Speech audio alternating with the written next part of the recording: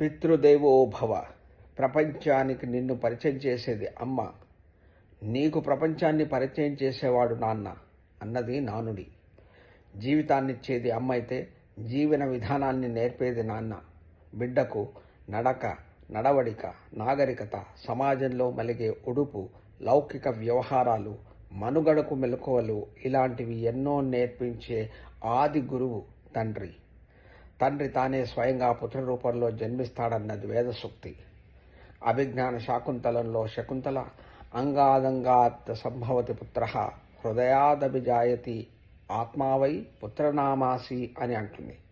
శరీర కణాల నుంచే కాదు, హృదయానుభూతితో జన్మించేవాడు పుత్రుడు అని తండ్రి లక్షణములు కొడుకులో ప్రతిఫలిస్తాయి. యస్మాత్ పార్థివదేహ ప్రాదురాభూద్యేన భగవతా గురుడా. ఎవరి వల్ల ఈ భౌతిక శరీరం జన్మించిందో అలాంటి భగవత్ స్వరూపుడు సర్వజ్ఞమూర్తి అయిన తండ్రికి వేలాది నమస్కారములు అని ఋగ్వేదంలో వచింపబడినది.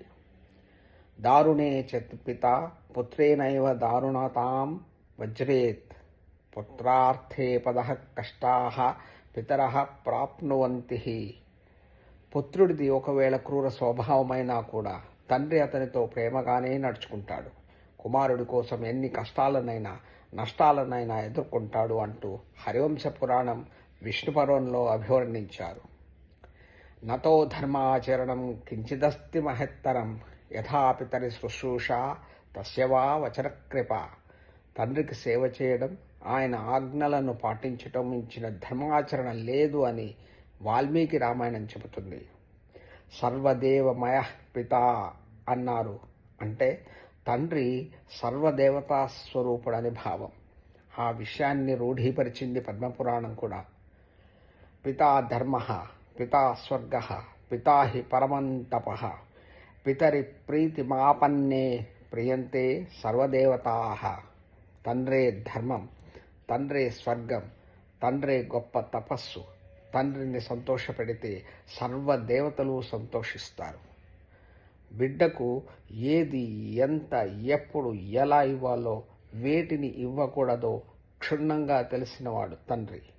అతడి హృదయం లోతైనది, మాట కటువు, మనస్సు సున్నితం.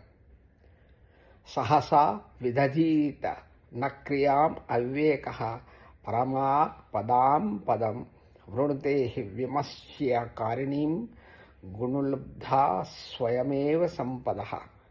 తండ్రికి తన పట్ల ఇష్టం లేదనుకోవటం అవివేకం. ఆయనది అవ్యాజ ప్రేమంటూ చెబుతూ మహాకవి భారవి కిరాతార్జునీయంలో రాసిన శ్లోకమిది. తొందరపాటు, అవివేకం ఆపదలకు మూలం. ఆలోచించి కార్యనిర్వహణకు పూనుకునే వివేకవంతుణ్ణి సద్గుణాలయందును ప్రీతిగల సంపదలు తామే వచ్చి వరిస్తాయన్నది దీని భావం. ఒక్క మాటలో చెప్పాలంటే నాన్న ప్రేమిస్తాడు, వ్యక్తం చేయడు, ఆదరిస్తాడు, ఆర్భాటము చేయడు. అందుకే అనాదిగా ఆయన పూజ్యనీయ స్థానంలో ఉన్నారు. నిరంతరం బిడ్డలను ఉన్నతిని కాంక్షించే తండ్రి పట్ల భయభక్తులే కాదు, మమతానురాగాల్ని పంచాలి. అదే ఆయనకు ఇచ్చే సిసలైన గౌరవం. చరణయోస్తే పితరౌ ప్రణామః.